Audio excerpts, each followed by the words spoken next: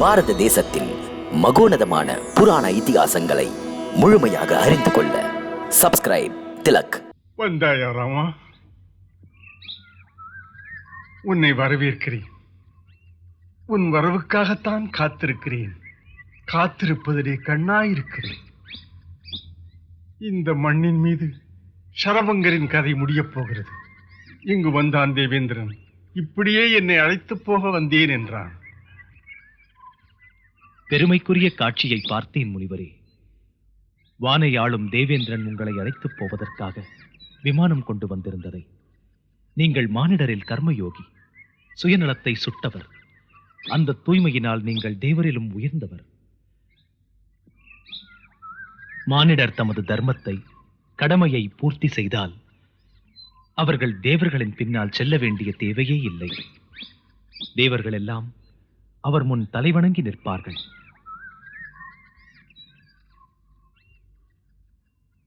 நல்ல அறிவுரை ராகவேந்திரா. ஏற்புடையது. எனக்கும் நம்பிக்கையோடு காத்திருக்கிறேன். மகரிஷி அத்திரியை பார்த்து எப்படியும் இங்கு வருவாய் என்று உன்னை தரிசிக்கும் ஆசை மிகுந்து அமரேந்திரன் அழைத்த போது புதுசாக அதை மறுத்தேன். இன்று ராமா உன்னை பார்த்து பல ஜென்மங்களின் புண்ணிய பலனை அடைந்தேன் புருஷோத்தமா. பிரபுவே, தாம் எனது பெற்ற தந்தையைப் போன்றவர்.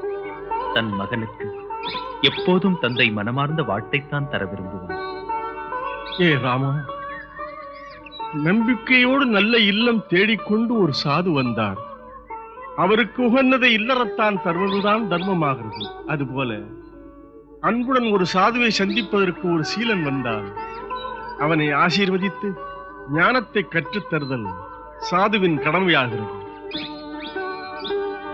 இன்றோ நல்லறமெல்லாம் உண்டான நீ வந்தாய் ராமா. உனக்கு நான் கற்றுத்தர இருக்கிறது. என் தபோபலத்திலிருந்து ஒரு பகுதியை உனக்கு தர விரும்புகிறேன். அது தரும் வலிமையும் பெருமையும் மகிமையும் உனக்கு உரிமையாக்க நினைக்கிறேன். ஏற்றுக்கொள் ராமா. மகாமுனி, மனம் நெகிழ்கிறேன். உங்கள் கருணையைக் கண்டு மன்னிக்க வேண்டுகிறேன். தாம் அருளும் தவப்பொலிவை ஏற்றுக்கொள்வது உகந்ததாக தோன்றவில்லை. அவ்வாறு ஏன் சொல்கிறாய் ராமா? உங்களுக்கும் தெரியும், எந்த ஒருவன் சாது மகானிடம் போய் தொழும்போது அவர் தன் தபோபலத்தை எல்லாம் தரப்போகிறேன் என்றால், மகாத்மாவிடம் அருளாசி பெறப்போனவன் அதை ஏற்றால் உள்ளத்தால் தன் பணியை தானே செய்ய உறுதி பூண்டவனுக்கு அழகு தராது. தன்னை நம்பும் ஒருவன் தன் உழைப்பிலேயே பெற வேண்டும் என எண்ணுவான். முனிவரே, என்னை வாழ்த்தி அருளுங்கள். தம்மைப் போல மாசற்ற மனமும் துணிவும் பெற்று உங்கள் ஆற்றல், உங்கள் அறிவு, உங்கள் உறுதியும் பெற வேண்டும். தூய்மையும் அமைதியும் பெறுவதற்காக முடிக்க வேண்டிய பணியை நானே முடிக்கும்படியாக அருளுங்கள்.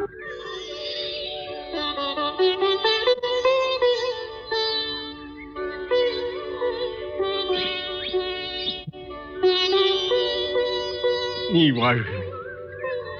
பண்பின் வடிவம் இப்படித்தானே பேசும் ராமா.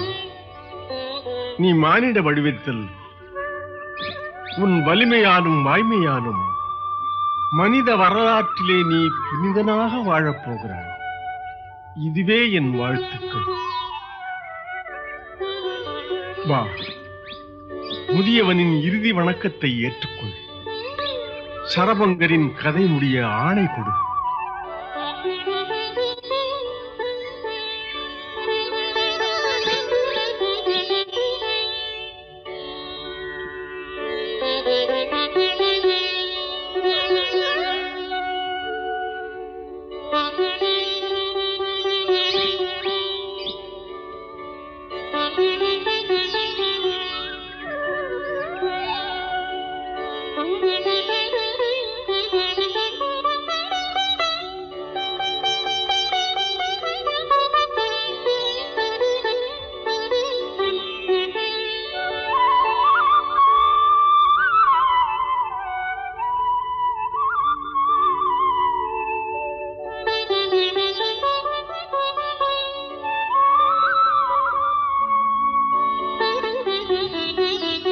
ஒளி எங்கு போகிறது?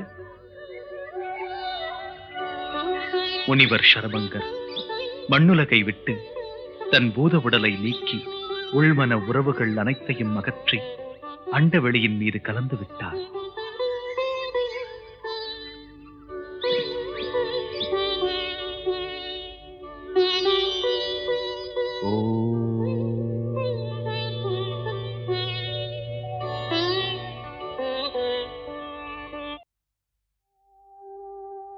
ஊர்மிளா,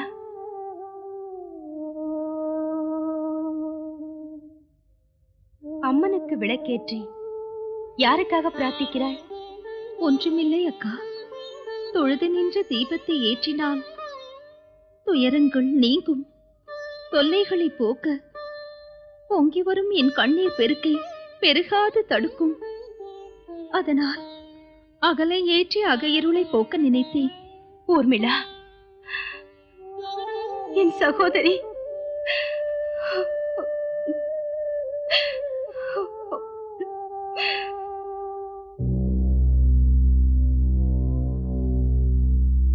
ஸ்ரீராமா, இது மயானம் அல்ல, முனிவர்களின் ஆசிரமங்கள் இங்கே இருந்தன.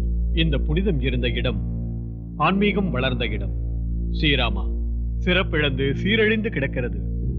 வானப்பிரஸ்த ஆசிரமத்தில் பயில்கின்ற மகாத்மாக்களும் வேதம் படித்த வித்தகர்களும் மக்கள் சேவையில் தங்களை அர்ப்பணித்துக் கொண்ட அறவோரும் அன்பர்களும் ரிஷிகளும் முனிவர்களும் தர்ம வழிகள் நடக்கும் இறை உணர்வுள்ள சாதுக்களும் அழிந்த இடம். மானிடரை அடித்து அநீதி இழைத்துக் கொண்டிருக்கும் அவன் யார்? எல்லாம் அறிந்தும் நடந்தன உணர்ந்தும் அறியாதவன் போல் கேட்பதா? இப்படிப்பட்ட கொடிய அரக்கரை கொன்று ஒழிக்கத்தானே மகரிஷி விஸ்வாமித்திரர் உன்னை அயோத்தியிலிருந்து அழைத்துச் சென்றார். அந்த கொடிய தானவர் அரக்க சக்திகள் எத்தனையோ உன்னால் அழிந்தன. பசிக்கு மனிதரை தின்கின்ற அரக்கர் எரிந்த எலும்புகள்.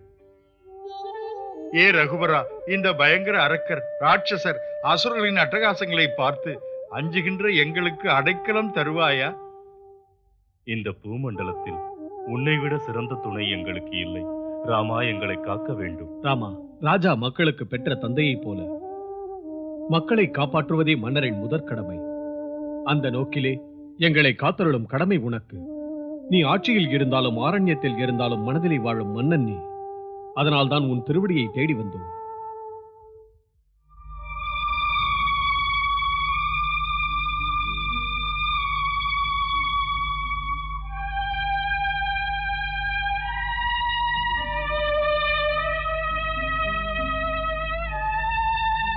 ஏ மறையோர்களே, தவம் புரியும் உத்தமர்களே, பயங்கர அரக்கர்களை அடித்து உங்களை காப்பதற்கு பணிபுரிவதே என் பாக்கியம். அந்த பணியில் தசரத மைந்தன் ராமன், அன்பு தம்பி லக்ஷ்மணன் இருவரும் இணைந்து உங்கள் முன் உறுதிமொழி கூறுகின்றோம். அக்கிரமக்கார அரக்கர்களை அடித்து விடுவதாக, தண்டகாரண்ய தவச்சூழலை காத்துத் தருவதாக பிடித்திருக்கும் வில் மீது ஆணையாக நான் செய்யும் சபதம். தர்மம் காப்பது எம் பணி.